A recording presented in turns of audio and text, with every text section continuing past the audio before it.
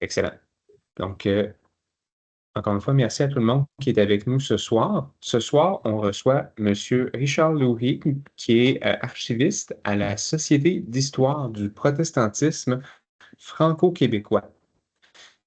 Donc, sans plus attendre, je lui passe la parole. Merci beaucoup. Merci. Merci pour l'invitation. Je suis anglo-protestant. Alors, c'est un peu bizarre de représenter la Société d'histoire du protestantisme franco-québécois, mais j'ai commencé mes études à l'Université de Montréal en histoire et je me suis intéressé à Charles Chiniki, qui est le franco-protestant le plus connu, catholique, prêtre, qui est devenu protestant. Et moi, je suis entré en histoire en partie parce que j'ai une mauvaise mémoire. J'oublie les dates, ce qui est difficile pour un historien. Alors, il fallait que j'écris tout.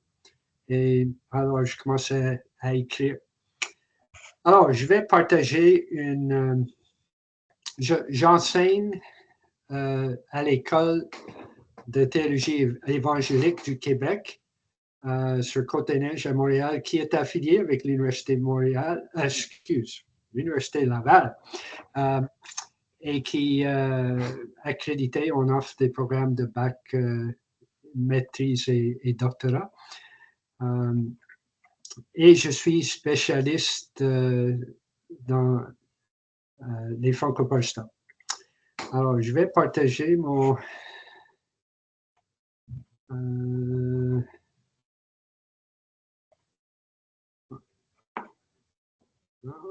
OK. Alors, pour commencer, les franco-protestants sont pluriels. Il y en a beaucoup de différentes églises. En fait, les catholiques ont des ordres religieux pour des gens qui ont des approches différentes, mais parmi les protestants, on commence une autre église. Alors, les premiers franco-protestants au Québec étaient les Huguenots. On ne sait pas d'où vient ce mot, mais les protestants en France et en Suisse, calvinistes, ont été appelés des Huguenots.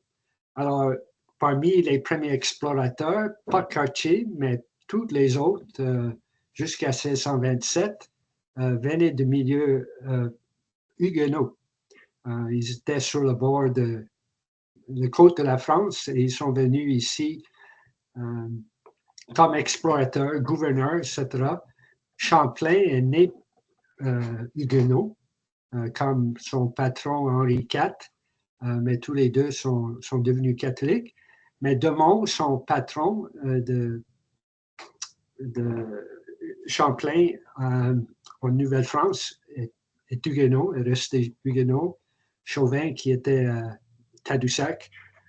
Il y a la famille Gougy, il y a même le premier ministre Joly de Lotbinière, qui est huguenot d'origine, et du Calvet, c'est un autre personnage important venu de la France. Et certains militaires, parmi l'armée anglaise qui était à la conquête, plusieurs dans l'armée étaient des huguenots, des gens chassés de France ou des Suisses qui sont devenus des juges, des gouverneurs même de la Nouvelle-France.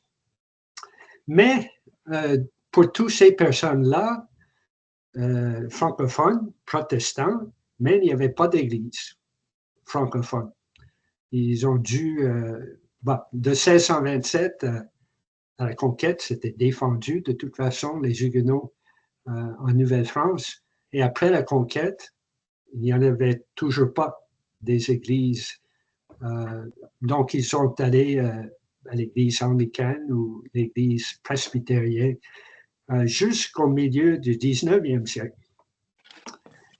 Là, on commence à voir des méthodistes des îles de la Manche, surtout de Jersey, donc les îles qui sont entre la France et l'Angleterre, appartenant à l'Angleterre, mais parlant français. Et il y avait des méthodistes, des pêcheurs qui sont venus dans la Gaspésie. Encore là, pas d'église francophone. Les premiers missionnaires qui voulaient implanter une église étaient des Suisses qui sont venus au bassin de Richelieu, et cela est devenu la mission de la Grande Ligne et devenu l'Union baptiste à la longue. Alors, eux, ils ont commencé des véritables églises et c'était les premiers à vouloir convertir les catholiques. Évidemment, à cette époque, les catholiques ne croyaient pas que les protestants étaient vraiment des chrétiens et les protestants ne croyaient pas que les catholiques étaient vraiment des chrétiens. Donc, il y avait des tentatives des deux côtés. Et avec un certain succès, cela a inspiré une autre société, cette fois-ci gérée par les Anglais de Montréal, la French Canadian Missionary Society. Et tandis que la Grande Ligne était sur la rive sud, le FCMS était sur la rive nord. Des anglicans avec quelques églises, Sabrevois et Nicolet. Les presbytériens ont repris. La French Canadian Missionary Society, c'était un groupe encore plus pluriel, des gens des églises, dénominations différentes qui ont collaboré, mais éventuellement, c'était dissous. Et les presbytériens, surtout que Chiniki est devenu presbytérien, ont repris les églises. Et à la longue, cela est devenu l'Église unie après 1925.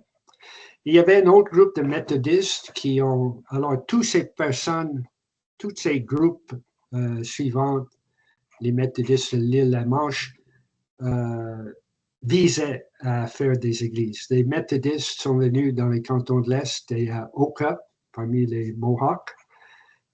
Beaucoup plus tard, au 20e siècle, il y a des frères chrétiens, pas les mêmes frères. En Abitibi et au Saguenay, il y avait des pentecôtistes à Montréal, en Abitibi et plus. Puis d'autres groupes presbytériens, Montréal, Richmond, baptistes, un autre groupe de baptistes en Abitibi. Mais après la Révolution tranquille et Vatican II, beaucoup de groupes des dénominations protestantes ont décidé d'envoyer des missionnaires au Québec. Et il y avait un certain réveil dans les années 1970-80 qui ont triplé le nombre de personnes. Plus récent, on a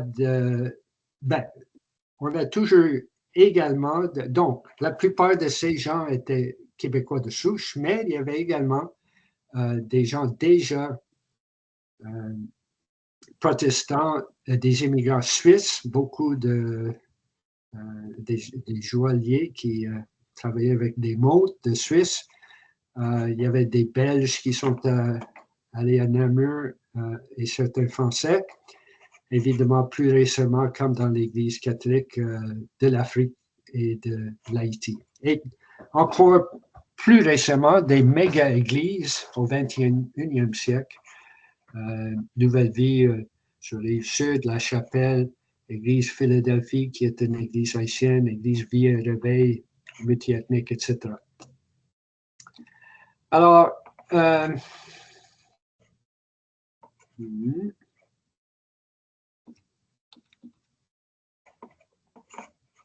bon, c'est plus difficile d'avancer les choses. Bon.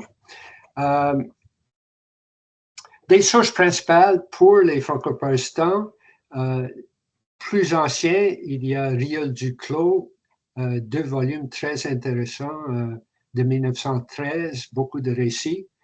Il y a également 2 albums du protestantisme en 1972-1982 qui ont essayé de faire de l'histoire de chacune des dénominations à l'époque. Le meilleur livre, sur les franco-protestants, c'est Jean-Louis Lalonde qui fait partie de la même société d'histoire. Ça date un peu, 2000, mais très bon résumé. Et puis une deuxième qui est en anglais et qui regroupe plusieurs auteurs de Brill.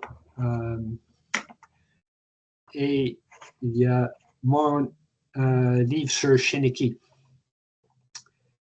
Je peux... Oh, c'est ça que je voulais faire. Je m'excuse. Vous me voyez? Vous voyez la présentation?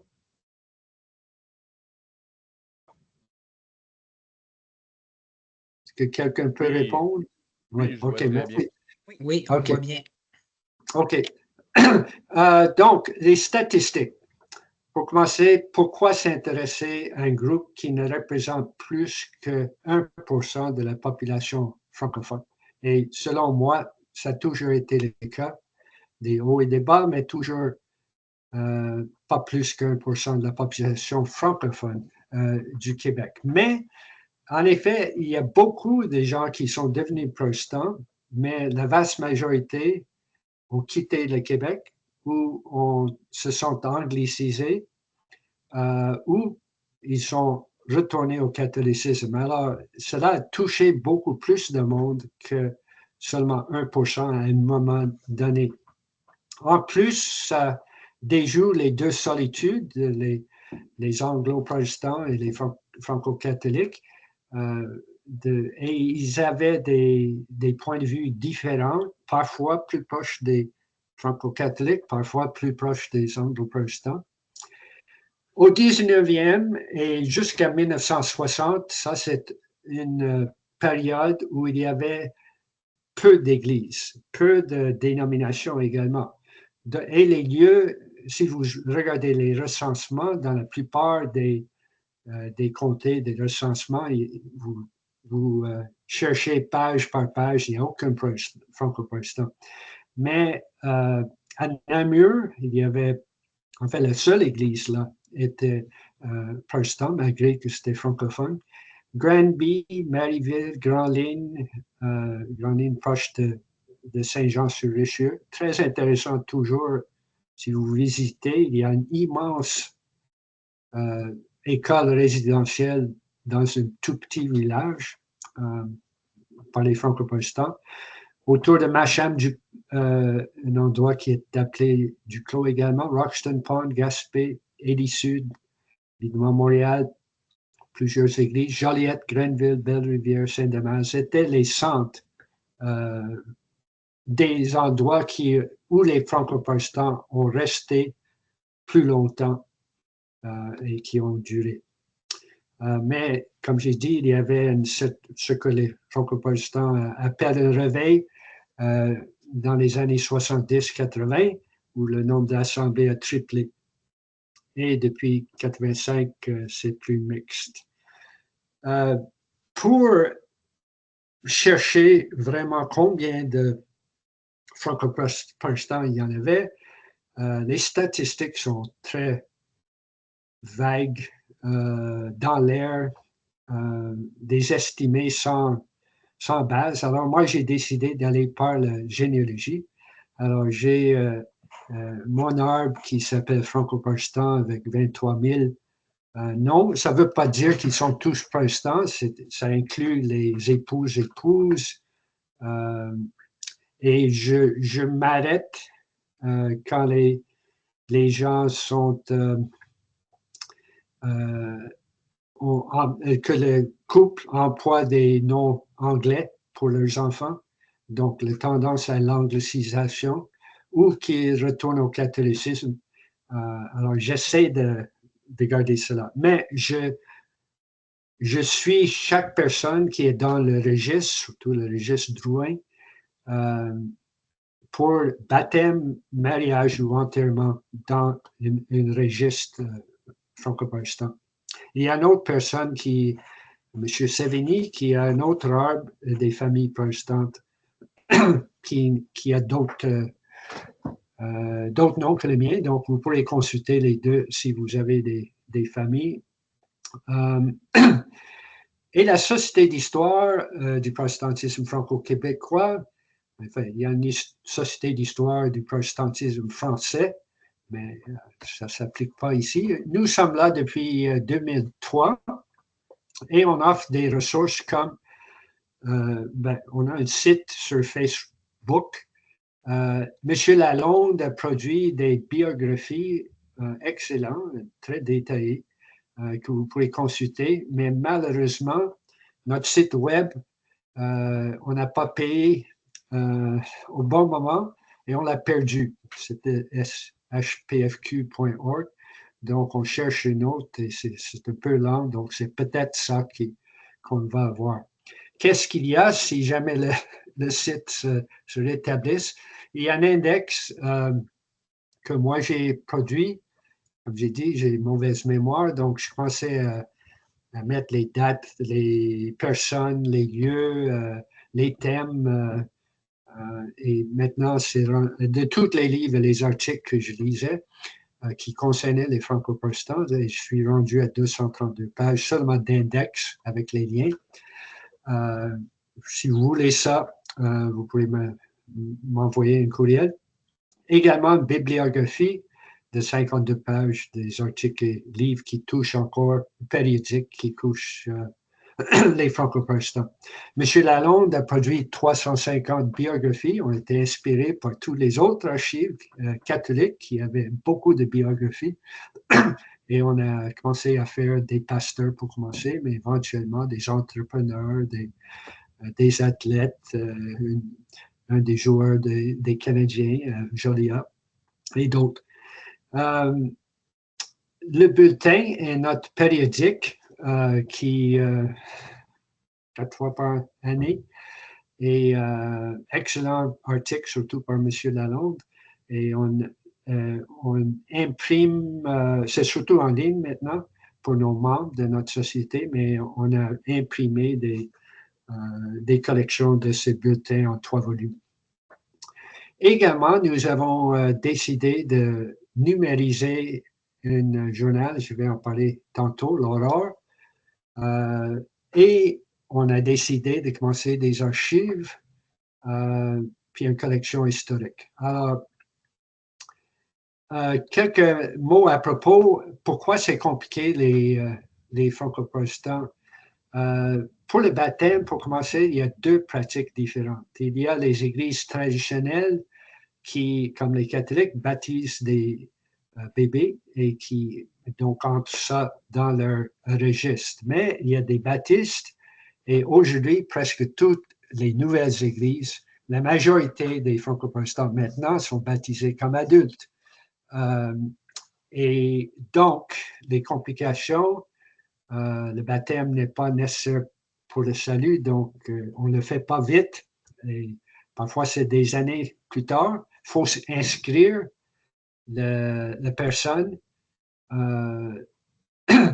Mais et pour les gens qui baptisent des adultes, il faut inscrire les bébés à un moment donné,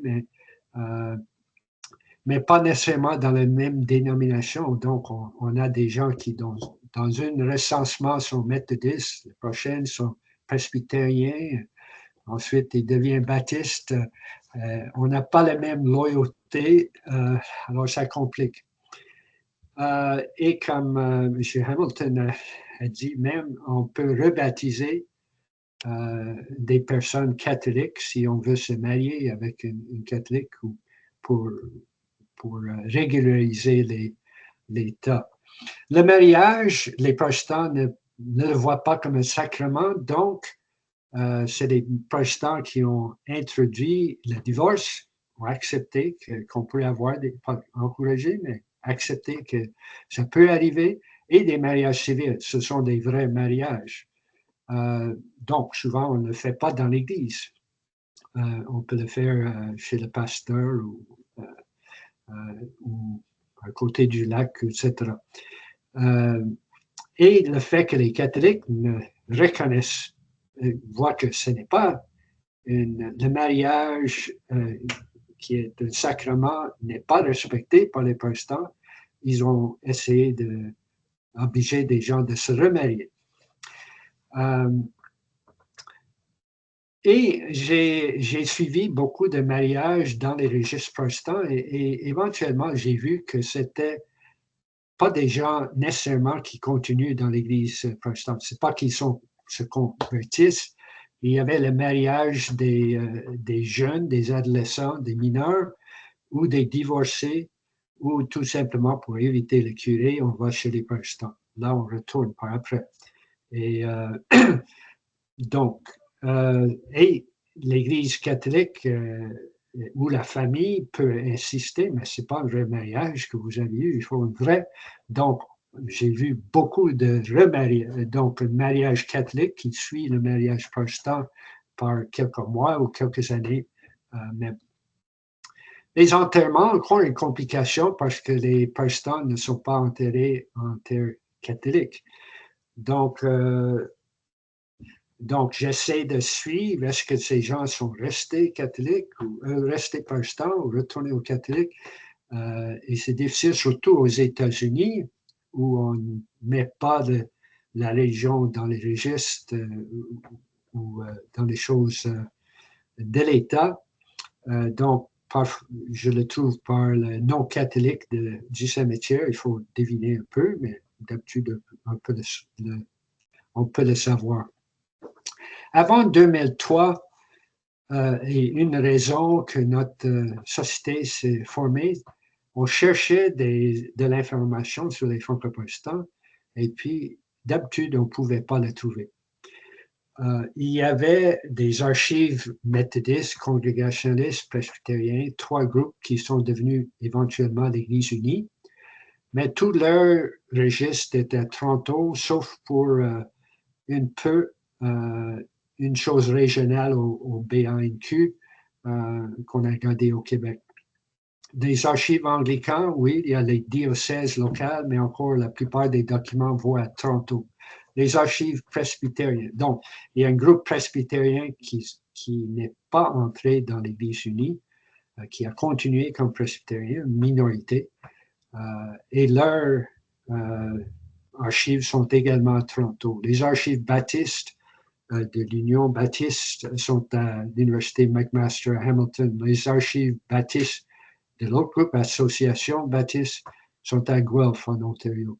Archives pentecôtistes à Toronto, archives mennonites à Waterloo, archives frères mennonites à Winnipeg, archives Alliance missionnaire à Calgary. Alors, on n'avait pas accès aux documents des étudiants, mes étudiants qui voulaient étudier leur Église. C'est pas seulement que tous les documents étaient en anglais, même des choses en français étaient envoyées ailleurs. Alors, on a dit, ça ne se peut pas, il faut commencer quelque chose pour garder des archives ici. Alors, qu'est-ce qu'on a dans nos archives? Donc, l'adresse, c'est sur Côte-des-Neiges, et TEC, c'est le nom de notre école où j'enseigne. Alors, on a incorporé les archives dans le bâtiment. Il y a, pour commencer, une collection historique, donc tous les livres de plus de 100 ans. Il y avait une collection d'une école résidentielle à Pointe-aux-Trembles qui s'appelle l'Institut Pointe-aux-Trembles. Il y a un prof des États-Unis qui a gardé beaucoup de thèses de maîtrise ou doctorat des vieux, beaucoup de livres suisses et français protestants, la plupart qui n'existent pas en Amérique du Nord, qui nous a donné cette collection. Il y a une collection Bethel, encore un franco-protestant qui a fait une collection des livres reliés aux protestants, souvent de l'Europe. Moi, j'ai commencé une collection des pamphlets des traités. Il y avait beaucoup de traités anticatholiques et le bibliothécaire les jetait, mais moi, je dis non, il faut en conserver pour savoir. Donc, j'ai commencé une collection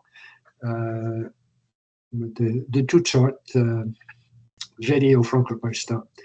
On a presque tous les périodiques franco-protestants. Il y en avait. Le Semeur canadien, un excellent revue dans les années 1851, Narcisse.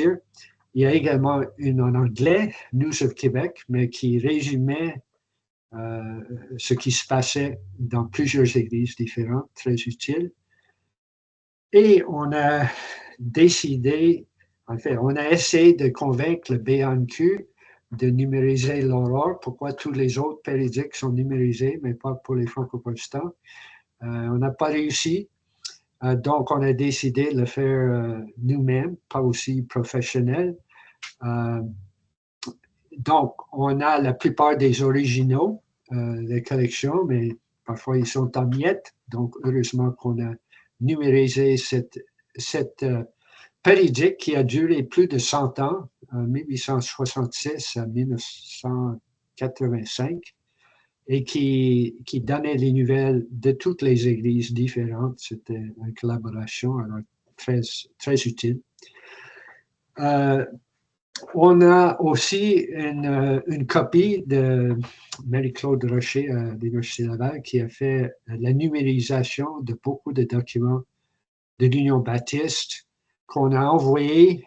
Donc, c'est un groupe au Québec qui a envoyé leurs archives à McMaster pour un meilleur entretien.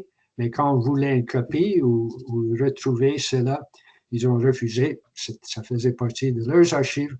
Donc, elle a fait la numérisation et nous avons une copie très utile de cela, datant du 19e siècle.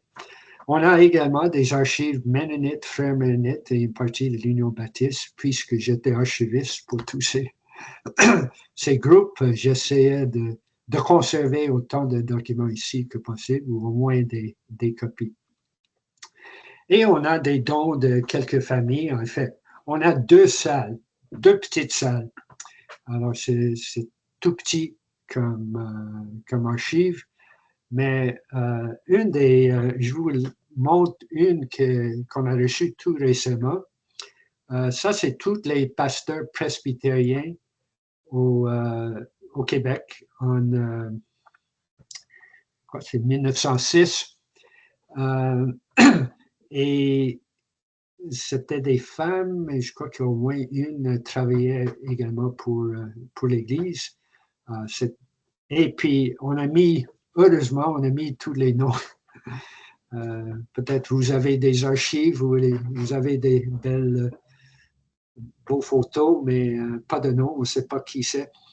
Alors, très utile et très bonne photographe également, il me semble.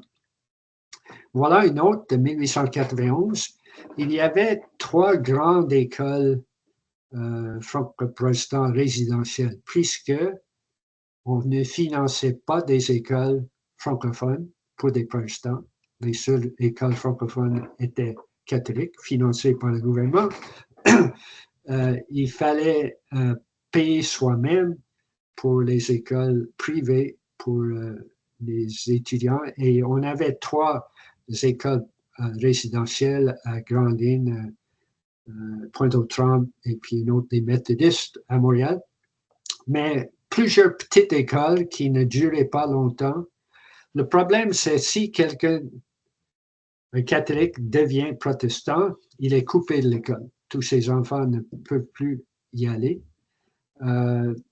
S'il y a une école anglaise, protestant, évidemment, tout le système était catholique ou protestant à l'époque, on pouvait aller à l'école anglaise. Moi-même, j'étais dans une école à Shawinigan avec des franco-protestants qui n'avaient aucun anglais et qui entrent dans l'école et qui avaient plein de problèmes à s'intégrer.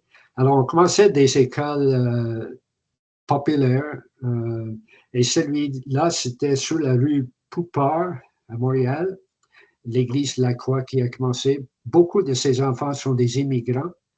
Pardon, Comment? c'est une question. Est-ce qu'on est censé voir des diapositives différentes? Parce qu'on est à la diapositive statistique. Statique? Statistique. Ah bon? Oui, c'était une question dans le chat. Excuse, je pensais que vous voyez, mais c'est bon de me dire. Je retourne. Donc, vous avez vu ça? Parfait. Non, on ne l'avait pas vu, ça. Ah, oh non. OK.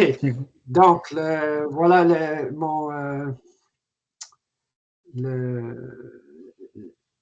l'arbre généalogique qui s'appelle Franco-Protestant. Voilà les sites. Donc, c'est tout enregistré. Vous pourrez le voir par après, j'imagine. Oui. Notre bulletin. Voilà le baptême, le mariage, les enterrements, les complications. Donc, je suis où? Oui, j'ai mentionné les archives qui existaient auparavant, mais tout envoyé ailleurs. Ensuite, nos archives, les collections que nous avons, la numérisation, les archives qui sont présentes dans cette archive. Et enfin, je m'excuse beaucoup, ça c'est belle photo des pasteurs avec les noms en bas que quelqu'un récemment nous a envoyé. En effet, une franco-protestant anglicisée. C'est une famille bon enfant qui sont allés aux États-Unis et sont devenus des good child. Peut-être il y avait des Québécois catholiques qui ont fait la même chose en Nouvelle-Angleterre, mais et voilà la deuxième photo de cette famille qui a envoyé encore, qui a mis il me semble c'est assez rare, une photo des enfants. Si vous regardez de plus près, vous voyez que chacune a un chiffre écrit sur la photo et puis les noms en bas. Alors, c'est précieux. Et puis, on voit M. Duclos ici, qui, en arrière, qui était l'auteur de l'histoire. Également, la famille Pauli, je crois que c'est un nom français, même si ça sonne un peu anglais, à Montréal, donc une famille immigrante qui est venue. Donc, ici, on a l'Aurore qui, le journal très intéressant. Avec les années, ça devient moins intéressant. C'est des choses qui viennent de la France ou qui sont tout simplement traduites. Mais au début, vous voyez la littérature politique, sciences, commerce, agriculture, religion et tempérance. Beaucoup de commentaires politiques, beaucoup d'accent sur le progrès, des revues de livres, des commentaires sur l'Église catholique également, des correspondants qui sont allés ailleurs. Alors, précieux comme source pour le franco-protestantisme. Il y a également un journal anglophone, le Montreal Daily Witness, qui fait un peu la même chose avec beaucoup plus d'argent. Mais pour les francophones, c'était celui-là. Nous avons également des rapports annuels, ou même plus souvent, ici, on a le Swiss Mission Register. Donc, éventuellement, la mission La Grande Ligne s'est affiliée avec les baptistes. Alors, ils parlaient de Swiss Mission, puisque c'était des Suisses. Et ça date de 1847. Alors, très intéressant comme nouvelle de qu'est-ce qui se passe dans les groupes. Nous avons des rapports annuels des anglicans, quelques-unes, mais surtout des baptistes, des méthodistes, des presbytériens. On a presque tous leurs rapports annuels.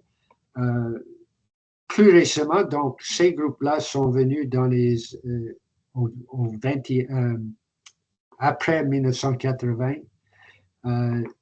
les baptistes de l'Association Mennonite d'Alliance chrétienne et missionnaire. Donc, on a des rapports annuels qui sont très utiles pour suivre des gens. Également, puisque j'ai fait ma thèse sur Chiniki, nous avons beaucoup de ressources pour cela. Il y a une Chiniki Collection d'Alan Peganot qui a réussi à ramasser beaucoup de choses des descendants de Chiniki qui étaient cachés pendant longtemps. Et nous avons, c'est tout en CD-ROM, et on a toute la collection, beaucoup de photos de famille, des livres de lui, des correspondances, des journaux qui parlent de lui. Nous avons une collection de ses livres et tous mes notes de ma thèse, on a des correspondances et des journaux qui parlent de lui en ordre chronologique, mes notes. Et ma biographie, on peut l'acheter chez l'école. Et probablement, vous ne savez pas, vous connaissez probablement le journal L'Avenir de Pierre Blanchet à la fin. Le dernier numéro de cela, et probablement la raison qu'ils ont dû fermer, c'est parce qu'ils commentaient Chiniki en Illinois. Donc, on a une copie, un extra de L'Avenir qui était la dernière chose de cette journal courageux à plusieurs égards. Par contre, en comparaison avec vos archives, j'imagine, tous les archives catholiques, les franco-protestants n'ont pas d'objet. Ils ont des bibles, ils ont des livres du cantique, et c'est à peu près tout. Donc, on n'a pas des objets sacrés, on n'a pas pas de pèlerinage, des choses comme ça, des lieux sacrés. Alors, c'est très relié à parole, donc des choses écrites et des photos, évidemment. Alors, je m'excuse pour le PowerPoint, mais j'ai terminé ce que je voulais, mais je suis ouvert à n'importe quelle question. Et je vais m'arrêter. Share. Oui, vous pourriez lever la main justement sur Teams, puis de cette façon-là, on va pouvoir organiser justement les questions. Oui, Alain.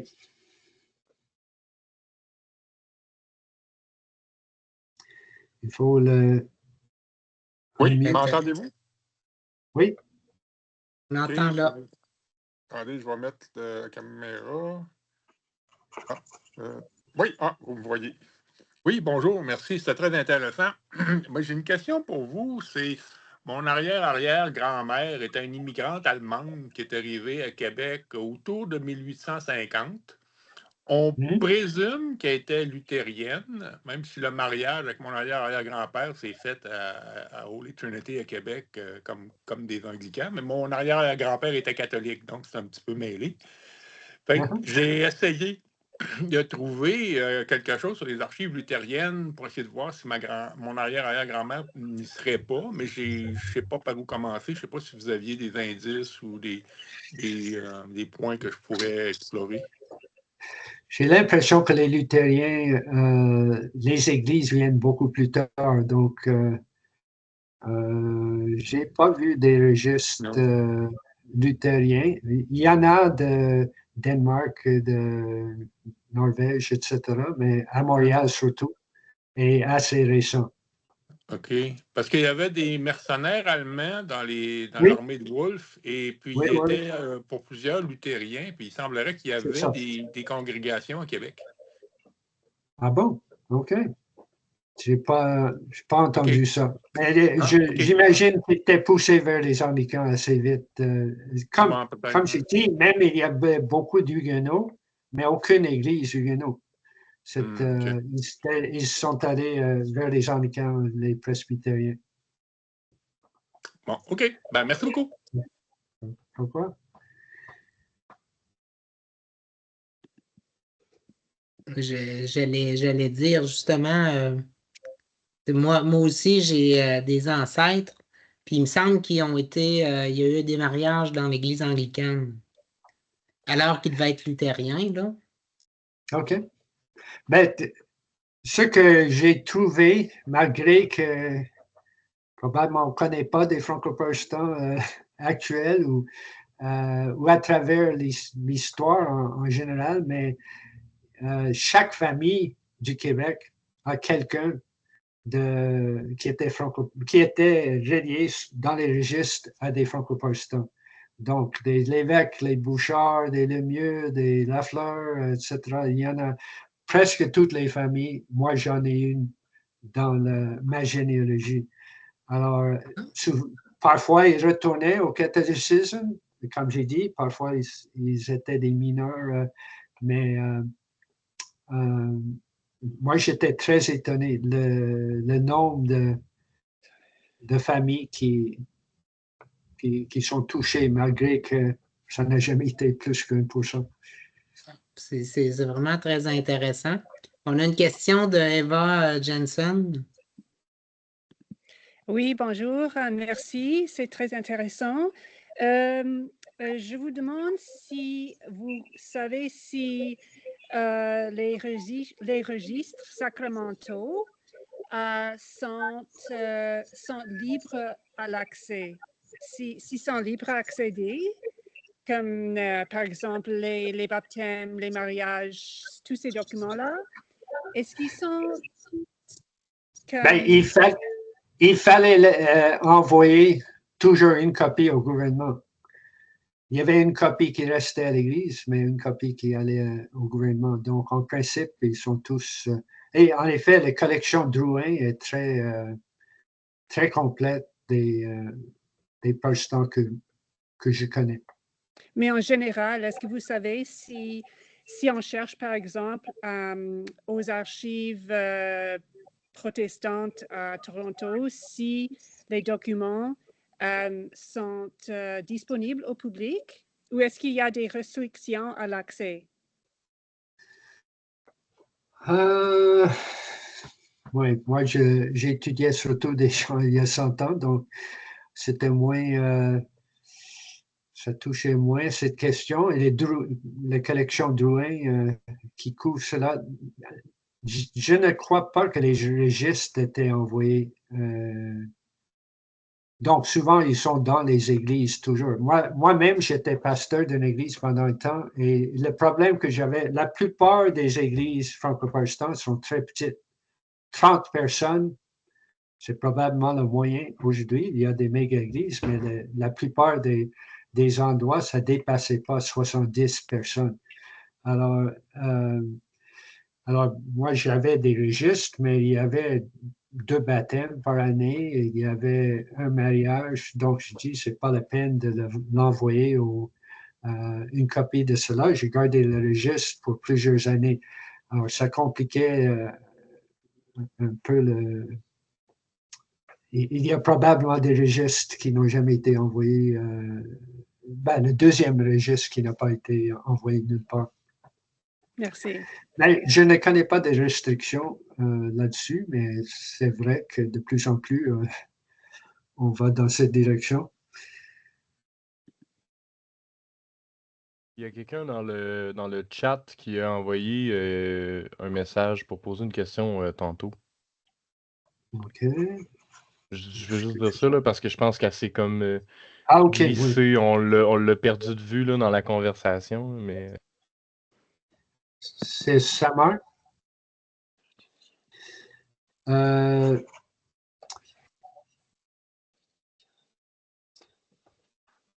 Sur l'histoire protestantisme en Afrique du Sud.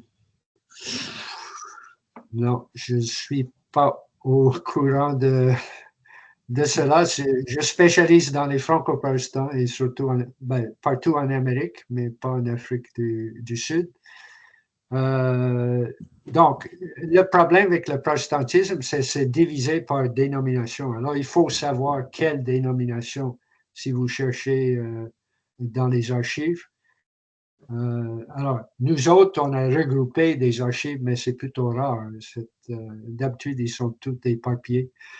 Alors, il y a des anglicans.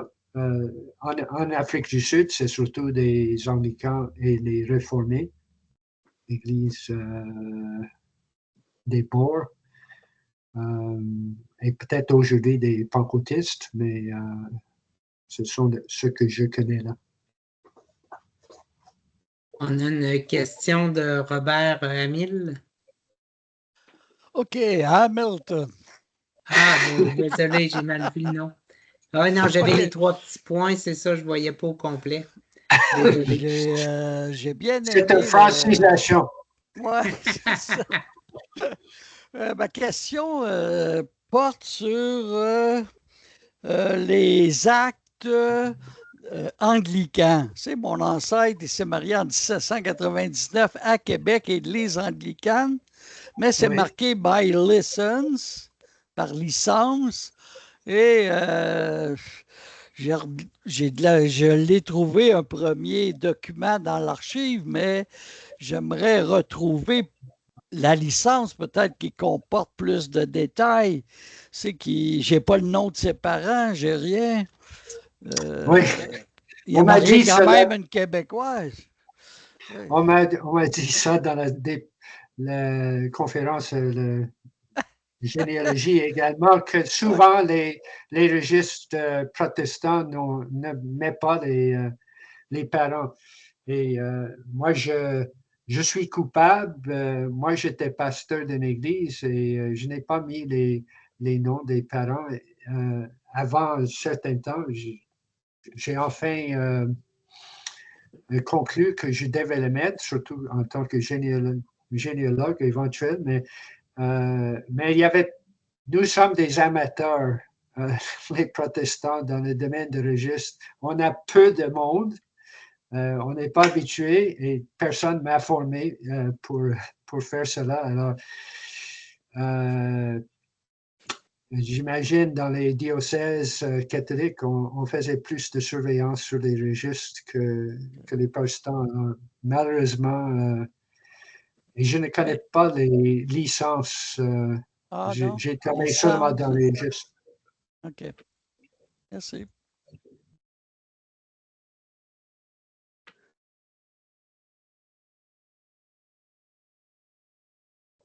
Voir si il y a une autre question. Sinon, vas-y. C'est moi qui vais vous poser une question sur. Vous l'avez abordé déjà, surtout sur la collaboration avec les archives qui se retrouvent ailleurs au Canada, des différentes dénominations. Oui. Mais j'imagine qu'il y a encore probablement beaucoup de documentation sur les franco-protestants qui restent à, comment dire, retrouver dans ces archives-là. Tout à fait. Est-ce qu'il y a des gens qui travaillent pour tenter de récupérer cette documentation? Puis est-ce qu'il y a une collaboration avec les différentes archives? Ou est-ce que c'est difficile un peu comme avec Hamilton? C'est difficile. Je crois que j'ai déjà mentionné les baptistes qui ont offert leur archive, mais quand on voulait récupérer, mais non, ça nous appartient. Pourtant, ils ont permis que ça soit numérisé, mais à nos frais. Donc, non, d'habitude, des photocopies ou numérisées, c'est comme ça que... Et à moins qu'on y va, leurs descriptions souvent ne sont pas très bonnes. J'ai essayé également pour les pentecôtistes, par exemple, pour mon étude du réveil dans les années 80, j'ai demandé aux pasteurs, ils ont dit chaque année, on envoie toutes les statistiques, toute l'information sur l'Église. Alors, j'ai demandé aux archives pentecôtistes à Toronto les détails. Ils ont dit, on n'a rien de cela. Alors, c'était frustrant. Je n'ai aucune statistique des pentecôtistes qui sont pourtant les plus grandes églises franco-protestantes au Québec. Donc, ouais.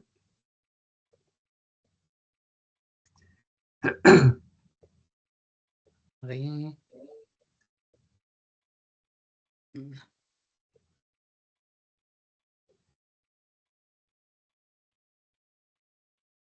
On a des commentaires justement dans la conversation, des gens qui partagent les histoires des grands-parents, des arrière-grands-parents. Oui. Ouais, je m'excuse pour tous les protestants qui n'ont pas fait leur devoir. Mais comment est-ce que ça change la donne aujourd'hui avec les églises immigrantes, là, qui sont souvent évangéliques et qui peuvent avoir une très grande participation? Qu'est-ce que ça vient changer dans la grande famille là, des archives franco-protestantes? Oui, en effet, c'est même pas quelque chose qu'on a touché jusque-là, mais de plus en plus, les immigrants forment des églises indépendantes. Oui. Donc, ils ne sont même pas dans une dénomination. Ils sont tout seuls. Alors, des archives, et puis ils ne comprennent pas les lois du Québec sur certaines choses. Je me rappelle une étudiant hispanique a dit qu'il a fait une étude des finances dans les églises hispaniques et il a dit dans l'église hispanique, évangélique, il faut que tous les anciens soient des donateurs de 10%. Ils donnent le dîme. Dîme dans le monde évangélique, c'est 10% de votre revenu. Et j'ai dit, mais comment les pasteurs savent qui donne 10%? Il dit, mais c'est le pasteur qui fait les livres, qui donne les reçus. Je dis, mais ça se peut pas, tu peux pas faire ça au Québec. Ah bon? Il est allé informer les autres pasteurs, mais il n'était pas au courant. Donc, oui, je ne sais pas qu'est-ce que le gouvernement a fait avec ces personnes, ces églises. Je vais juste voir dans les commentaires. Je ne veux pas mobiliser la discussion, mais j'ai juste une dernière petite question. J'imagine qu'il doit y avoir quand même de la documentation à la BANQ. Est-ce qu'il y a un inventaire qui existe chez vous? Un inventaire, oui. Mais dans le BANQ, comme j'ai dit, nous avons essayé de les convaincre pourquoi les périodiques catholiques, non pas protestants. Je ne sais pas si c'est une question de finances ou non, mais on sait où se trouvent des documents qui sont très importants pour le Québec. Et jusqu'à là, on n'a pas fait, on n'a pas envoyé quelqu'un là-bas. Mais les archives peuvent prêter des documents, des périodiques, etc. Par contre, l'Église unie, je crois que c'est des cantons de l'Est, a décidé de mettre leurs archives aux archives régionales au BANQ. Ils ont encouragé les autres à le faire. Et on a dit, mais oui, c'est plus sécuritaire là, les conditions sont meilleures, les notes ne sont pas vraiment conditions archives, mais par contre, on a un interprète qui connaît le domaine chez nous et au BNQ, ils n'ont pas ça. Donc, jusque-là, on a préféré de les garder, même si ce n'est pas parfait selon les normes des archives.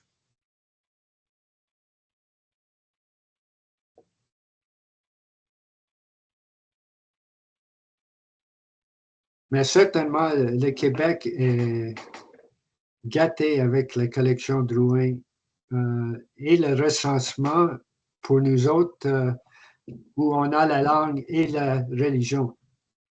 Tandis qu'aux États-Unis, on n'a jamais la religion sur quoi que ce soit. et c'est très difficile de suivre. Est-ce que cette personne est toujours franco-protestante? Ah oui, une statistique que je n'ai pas mentionnée. La vaste majorité des franco-protestants ont quitté le Québec ou se sont anglicisés. En 1940, on trouve plus de protestants d'origine francophone en Ontario qu'au Québec. Et en 1910, il y avait plus d'églises franco-protestantes en Nouvelle-Angleterre qu'il y en avait au Québec.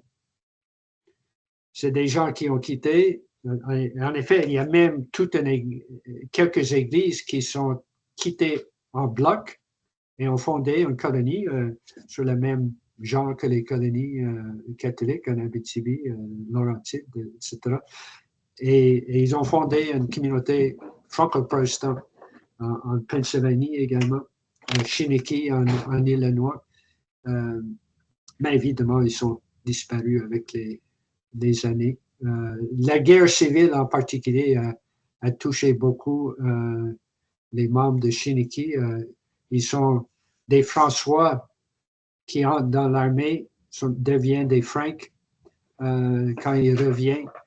Et tous les noms sont anglicisés. La guerre civile a joué, me semble, un grand rôle dans cela.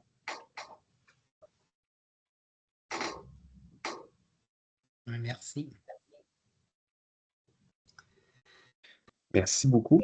Est-ce qu'on avait d'autres questions de la part du public?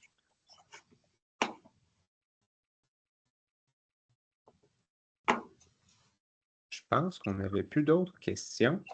Ben, écoutez, M. Loury, vraiment, ça a été un grand plaisir de vous entendre aujourd'hui. Vraiment très, très, très intéressant. Puis ça nous apprend un aspect des archives religieuses qu'on n'a pas entendu encore pour l'instant. Fait que vraiment, merci beaucoup pour l'excellente présentation. Puis merci beaucoup à la présence de tout le monde.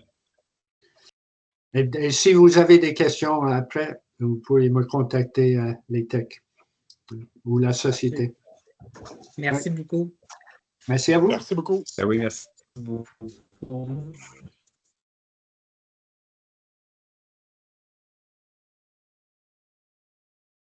Comment?